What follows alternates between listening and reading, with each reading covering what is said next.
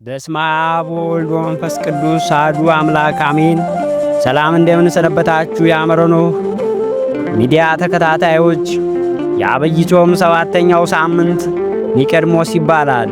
ይህም ሳምንት የአይሁድ መሪ የነበረው ኒቆዲሞስ በሌሊት ወደ ጌታችን መጥቶ የሰማያዊ መንግሥት ምስጢርን የተማረበት ሳምንት ነው። ኒቆዲሞስም የአይሁድ ሸንጎ አባል ነበረ።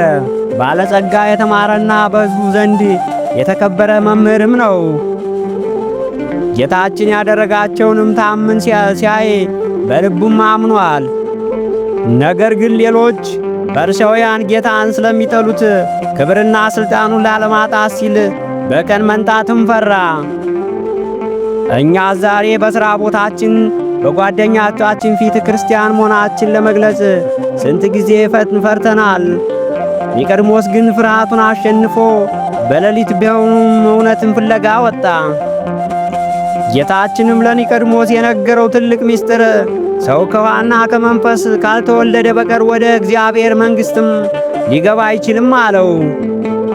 ይህም ማለቱ ውሃ ጥምቀትን ሲያመለክት፣ መንፈስ ደግሞ መንፈስ ቅዱስንም ያመለክታል።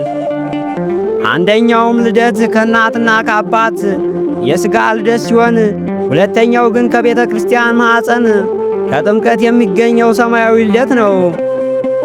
ኒቆዲሞስ ግን በሥጋው አእምሮ አስቦ እንዴት ሽማግሌ ሰው ወደ እናቱ ማኅፀን ይመለሳል ብሎ ጠየቀው። ጌታችን መድኃኒታችን ግን የምድራዊ ሳይሆን የሰማያዊ ልደት ነው ብሎ ነገረው። ኒቆዲሞስም ጌታችን መድኃኒታችን ኢየሱስ ክርስቶስ በዚያች ቀን የነገረውን የትምህርት ሕይወቱን ቀየረው። ኒቆዲሞስም በዛች ሌሊት የተማረውን ትምህርት ሕይወቱም ቀየረው። በኋላም ላይ ጌታችን በተሰቀለ ጊዜ የገዛ ደቀ መዛሙርቱ በፈሩበትና በሸሹበትም ሰዓት ኒቆዲሞስ ግን በአደባባይ መጥቶ ቦቄት የሚመዝን ከርቤና እሬትም አመጡለት። በሌሊት የመጣው ኒቆዲሞስ በብርሃን ጌታውንም መሰከረ። ይህም ለሁላችን ትልቅ ትምህርት ነው። ጥርጣሬያችን ወደ እምነት፣ ፍርሃታችን ወደ ጀግንነትን መቀየር አለብን።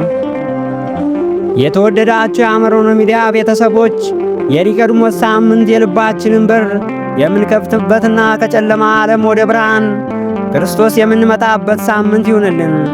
የጾሙ ቀሪ ቀናትን ጌታ በሰላም አሳልፎ ለብርሃነ ትንሣኤው እንዲያደርሰን የቅዱሳን አምላክ ይርዳን። ቪዲዮውን ከወደዳችሁት ላይክ አድርጉ። ለወዳጅ ዘመዶቻችሁም ሼር በማድረግ የወንጌልን ትምህርት ሼር አድርጉላቸው። እንዲሁም ሳብስክራይብ ያረጋችሁ